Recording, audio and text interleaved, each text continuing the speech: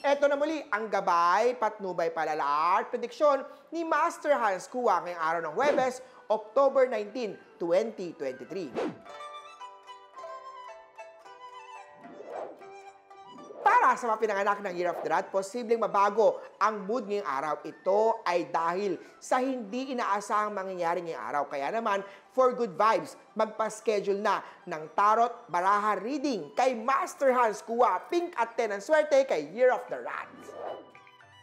Sa mga ox naman tayo, nasa chart mo na magiging matatag at mas matibay pa ang samahan nyo, whether sa family man or sa love life. Makakatulong pagsuot ng rose quartz. White at 6 ang swerte kay ox.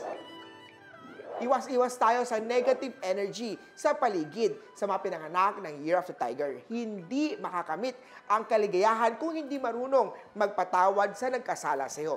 Iwas-iwas din sa pagiging pasaway sa trabaho at iwasan ang office romance at mag-adjust sa pag-ibig. 2 at blue ang swerte kay Year of the Tiger. Para naman sa Year of the Rabbit, may agreement or contract signing na mangyayari dahil sa iyong kabutihan at kabaitan. Kaya naman, mas lalo kang sunod-sunod na pinagpapala na mas marami pang blessing. Green at 13 ang swerte kay Year of the Rabbit. Eto naman sa Year of the Dragon, conflict day to day. Hindi rin lahat ng nakakausap mo ay mabait at tunay ang intensyon sa'yo. Meron na iinggit kaya sisiraan ka yan. Makatulong ang pagsuot ng Black Onyx, Peach at 11 ang swerte kay Dragon. Punta naman tayo sa mga pinanganak ng Snake. Masama ang magsumbat sa mga bagay na binigay mo sa kanya ng pagkukusa. 19 at gray ang swerte kay Year of the Snake. May third-party star na nasa chart ng mga pinanganak ng Year of the Horse. Ito ay posible maging dahilan ng hiwalayan. Magpa-feng shui na ng bahay. Siyempre kay Master Hans Kua para makaiwas tayo sa third-party star. Sa kalusugan aspect naman tayo maganda at healthy ang kalusugan ngayong araw. Magsuot ng purple at 8 ang swerte sa Year of the Horse. Sa mga pinanganak naman tayo ng Year of the Goat, iwasan ang chismis at huwag makialam sa buhay ng ibang tao. May theft star sa chart kaya naman iwas tayo sa matataong lugar. Gold at 15 ang swerte kay Year of the Goat.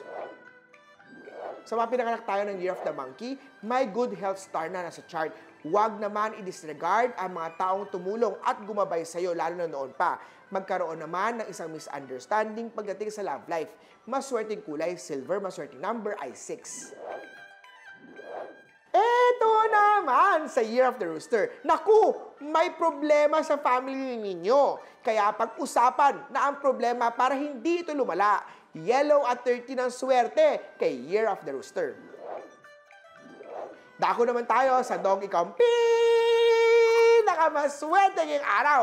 Mas magiging masaya pagdating sa trabaho. May isang taong magpapangiti sa iyo. May bagong miyembro ng pamilya, darating siya magbibigay ng magandang swerte sa inyong lahat. Brown at 2 ang swerte kay Year of the Doggy. Ang pinakahuli naman ang mga pinanganak ng Year of the Pig. Posible maranasan ang money loss star at iwasan ang sunod-sunod na gastos, lalo kung hindi naman importante ang bibilhin. Maswerteng kulay, aqua number 18 ang swerte kay Year of the Piggy. Muli po, ito po yung mga gabay, patnubay, palala at prediction lang ni Master Hans.